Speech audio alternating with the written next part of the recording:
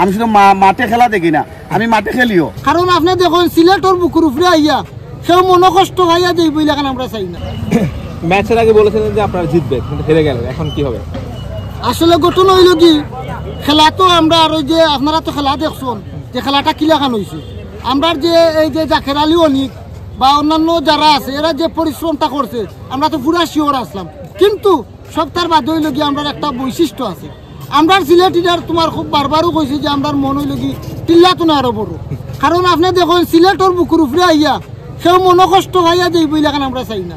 কারণ আমরা যদি আজকে চট্টগ্রাম আরতো সিলেটের প্রতি তার একটা কষ্ট আইল নে, আর 1 বছর বাদে যদি চান্স পায় সিলেট আইতে তো আইতো, যদি কুমিল্লার লাখান বিলীন হয়ে যায় তো তার সিলেট আইতে পারতো না।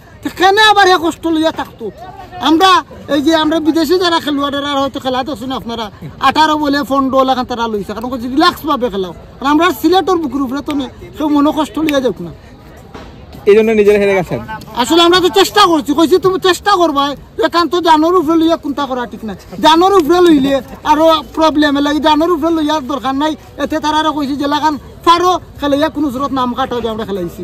আজকে জাকির আলীর ব্যাটিং কেমন দেখলেন? অসাধারণ, যেমন মনে হয়েছে জাফলঙ্গর ফ্যাক্টর, একটা ফ্যাক্টর লাগছে যেমন বুলাগঞ্জার জাফলঙ্গার বিছনা খান্তি যার ইলাখান এখন হয়।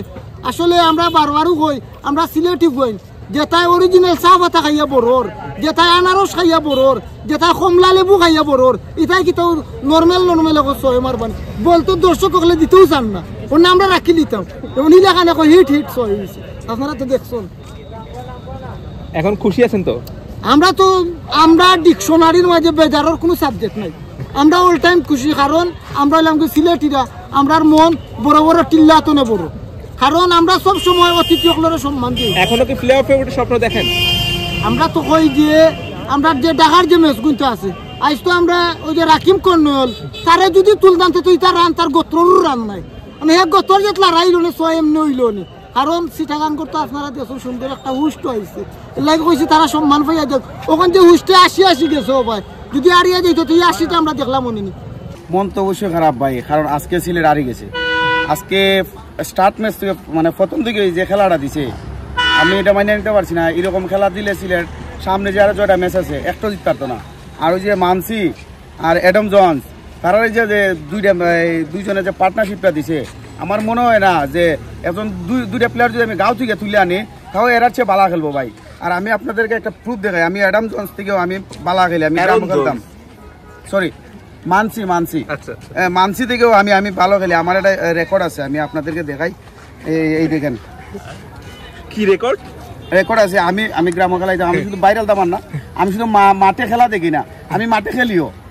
ঠিক আছে, এই দেখেন শামসুল আলম কি, হ্যাঁ আমি 114 রান দেখা যাচ্ছে 54 বলে। এরপরে ছক্কা দেখেন, ছক্কা মেরেছেন 14টা, ফোর আছে 5টা। মানে কি আপনি মনে করছেন যে আপনি খেললে আর ভালো খেলতেন? আমার মনে হয় যে আমি আজকে মানসির চেয়েও আমি ভালো খেললাম না। ঠিক আছে, আমি গ্রামের মাঠে খেলি, আমি টুকটাক খেলি, আমি গ্রামের মাঠ না, এটা বিপিএল ভাই। মাঠ গ্রামের মাঠ আর শহরের মাঠ আর বিপিএল সেম মতো, বল ব্যাট সেম। বাট তারা এত দামি প্লেয়ার, তাদেরকে আমরা যে কিনে আনছি অন্য দেশ থেকে আনছি, আজকে আমাদের সিলেট এইভাবে এত খারাপভাবে আরবো আমি এটা কোনো সময় আশা করি নাই, বুঝছেন নি।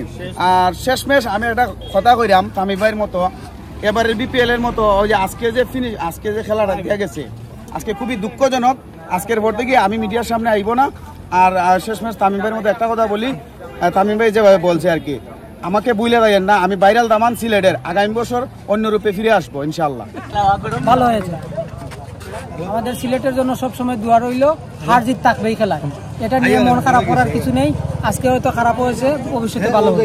আপনারা সন্তুষ্ট? অবশ্যই সন্তুষ্ট। আমাদের বিভাগ নিয়ে, আমাদের নিজেদের দল নিয়ে আমরা হারলেও সন্তুষ্ট, জিতলেও সন্তুষ্ট। Thank you.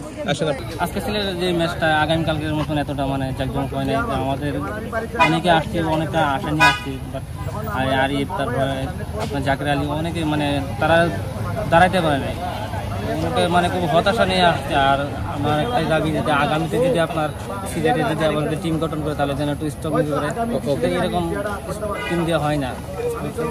Thank you.